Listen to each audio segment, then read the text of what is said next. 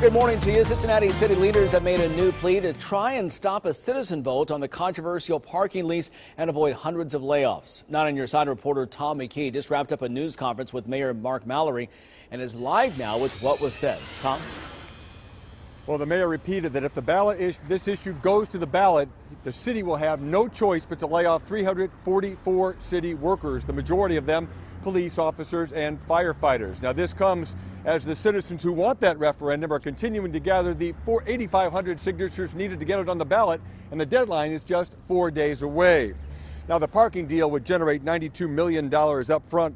That would erase a $25 million budget deficit for this year and also fund economic development projects to continue the city's growth. Last week, Mayor Mallory stated that people who sign petitions are signing pink slips for police officers and firefighters. He clarified that today, saying he believes some people misunderstood what was said.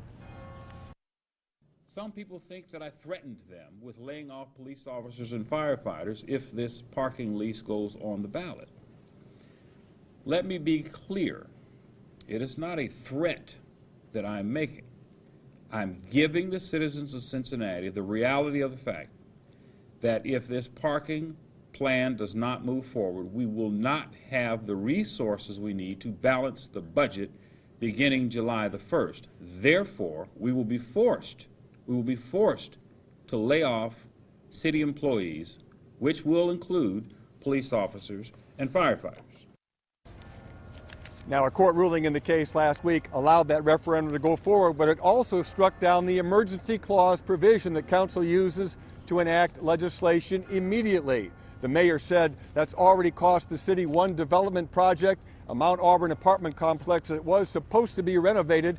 A March 31st deadline was needed for an historic designation. That deadline was met by council, but the emergency clause gone, the development project has now disappeared.